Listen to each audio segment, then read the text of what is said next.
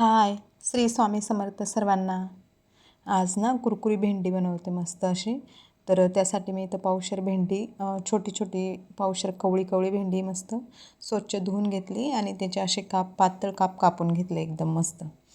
आणि त्याच्यानंतर त्याच्यामध्ये थोडीशी हळद टाकली. खूप छान लागते अशी पावसाळ्यामध्ये कुरकुरी भेंडी. बेसन लावून तळल्यावर खूप छान लागते. लहान मुलांना असं डब्याला किंवा मग वरण भातासोबत कुरकुरे खूप छान लागते. हळद टाकायची, थोडंसं जिरं टाकलं आहे मी, खूप सारा लसूण ठेचून टाकायचा. एकदम पातळ कापायचे म्हणजे पटकन होतात मग. आणि कवळी होती एकदम कवळी कवळी बघायची भेंडी मस्त. खूप सारी कोथिंबीर टाकली.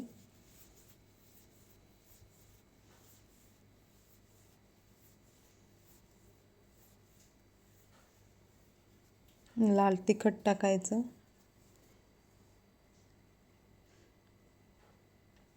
तिखट तुम्ही तुमच्या आवडीनुसार घेऊ शकता, जास्त किंवा कमी एकदम.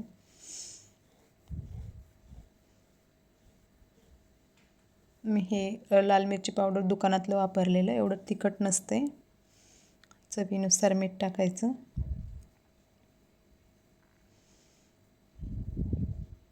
आणि इथं मी मसाले वापरले, गरम मसाला आणि चाट मसाला आणि आमचूर पावडर. खूप छान टेस्ट लागते चाट मसाल्याने आणि आमचूर पावडरने. आणि याच्यामध्ये बेसन पीठ ॲड करायचं. तुम्ही बेसन पिठाऐवजी तांदळाचं पीठ किंवा मग कॉर्नफ्लावर हे जरी टाकलं तरी चालतं. तुमच्याजवळ जे अवेलेबल असेल ते तुम्ही टाकू शकता, जेणेकरून कुरकुरीतपणा येईल. पण बेसनाने पण येतो आहे, खूप छान येतो आहे. माझ्याकडं बेसन अवेलेबल होतं म्हणून मी बेसन टाकलं. आणि पाणी जास्त ॲड करायचं नाही, अगदी जरासा शिपका द्यायचा आणि आपल्याला ते सर्व व्यवस्थित भिजवून घ्यायचं असं. आणि मी इथं एका साईडला तेल ठेवलं होतं तापायला. तर तेल तापल्यावर आपल्याला याच्यामध्ये कुरकुरं लालसर असं तळून घ्यायचं आहे.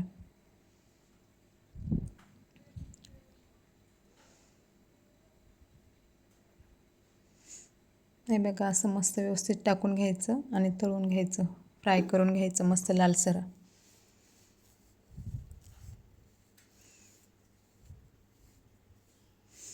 लहान मुलांना डब्याला जरी दिली तर होते.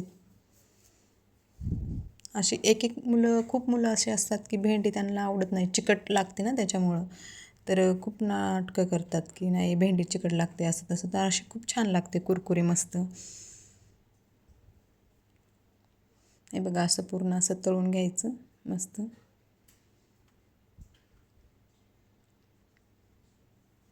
लालसर एकदम.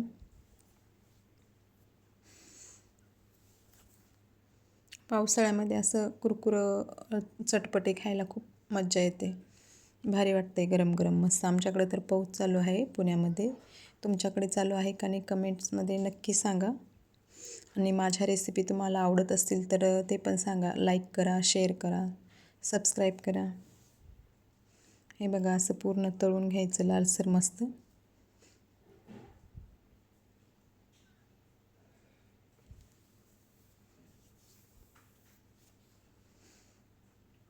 आणि त्याच्यानंतर ना मी इथं फोडणी दिली होती लसणाची एका पोळीमध्ये. त्याच्यावर लसण खूप छान लागतो कुरकुरा एकदम, म्हणजे असं लसण आबडधोबडं पिळायचं आणि फोडणी द्यायची, खूप छान लागते.